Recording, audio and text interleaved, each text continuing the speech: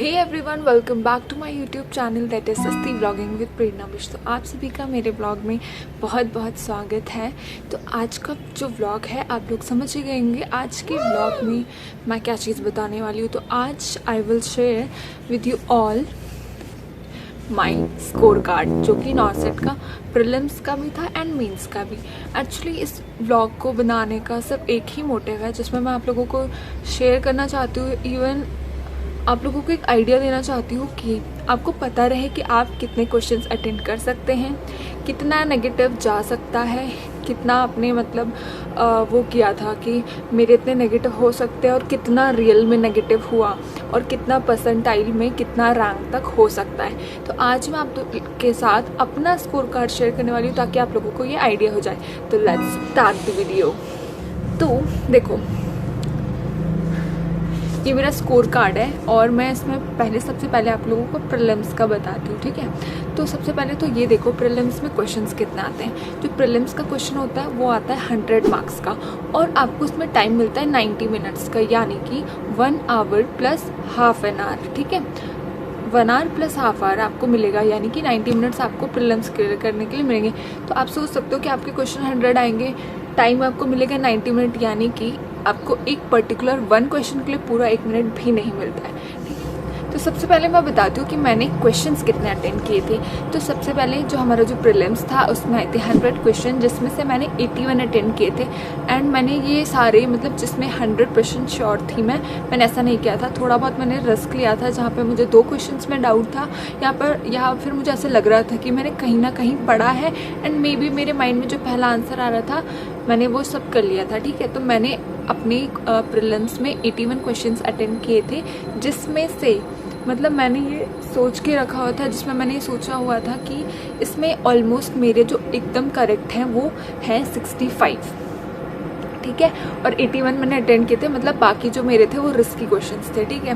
तो मैंने यहाँ पे करेक्ट कितने किए, मेरे करेक्ट आंसर्स हुए 63। मेरे सिर्फ करेक्ट हुए 81 क्वेश्चंस में से मेरे 63 करेक्ट हुए, जिसमें से मेरे रॉन्ग कितने चले गए, 18 क्वेश्चंस मैंने रॉन्ग किए। अब आपको पता है नॉर्सेट में क्या होता है, 1:3 का वो होती है नेगेटिव मार्किंग, यानी 3 क्वेश्चंस गलत में मेरा एक रियल मार्क्स भी डिडक्ट हो जाएगा। तो मैंने ब्लैंक छोड़े थे 19, यानी कि मेरा पूरा स्कोर कार्ड अगर सुनो तो मैंने अटेंड किए थे 81 क्वेश्चंस आउट ऑफ 100, जिसमें से मैंने 19 क्वेश्चंस छोड़ दिए थे।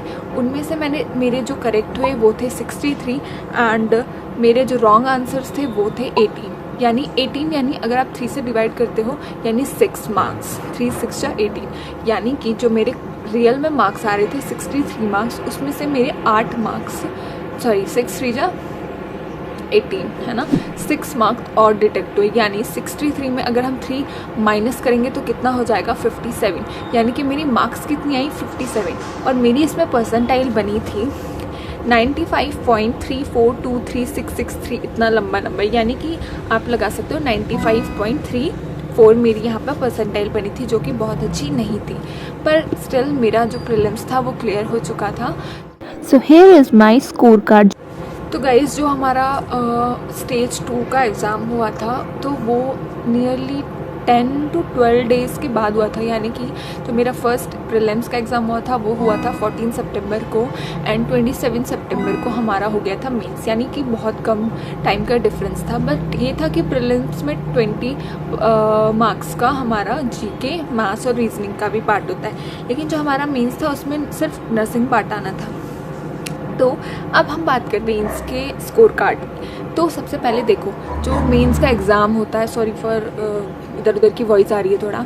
तो सबसे पहले तो देखो, जो मेंस का एग्ज़ाम होता है उसमें आती है 160 क्वेश्चंस आते हैं, जो कि जैसे प्रीलिम्स में 1 मार्क्स का 1 क्वेश्चन होता है, वैसे ही हमारा जो मेंस का एग्ज़ाम है उसमें भी 1 मार्क्स का 1 क्वेश्चन होता है, यानी टोटल जो उसमें क्वेश्चन आते हैं 160, जिसमें 4 सेक्शन होते हैं। पर सेक्शन हमें 40 क्वेश्चन मिलते हैं, ठीक है। पर सेक्शन में हमारे 40 क्वेश्चन होते हैं। तो जो मेरा 160 क्वेश्चन होते हैं, ठीक है। 160 क्वेश्चन हमारे टोटल होते हैं, जिसमें से 4 सेक्शन आते हैं, हर सेक्शन में कितने होते हैं 40 क्वेश्चंस होते हैं। तो मैंने कितने अटेंड किए थे, तो यार मैंने ना अपना 147 क्वेश्चंस अटेंड किए थे आउट ऑफ 160, ठीक है। मैंने अपना थोड़ा जो वो था अटेम्प्टिंग थोड़ा ज़्यादा रखा था, क्योंकि मुझे पता अगर मैं कम ही अटेम्प्ट करूँगी तो ऑलरेडी मैं अपनी रेस से बाहर हो जाऊँगी, ऑलरेडी मेरी कम मार्क्स होंगे, क्योंकि ऐसा हो ही नहीं सकता कि तुम्हारे नेगेटिव हो या ना हो, क्योंकि एम्स अपनी आंसर शीट कभी भी वो नहीं करता, डिस्क्लोज़ नहीं करता, तो हमें एकदम पता नहीं चलता कि एम्स ने आंसर क्या माना है। तो हमारे नेगेटिव होना इज़ मैंडेटरी ही समझ लो, ठीक है, नेगेटिव होता ही होता है।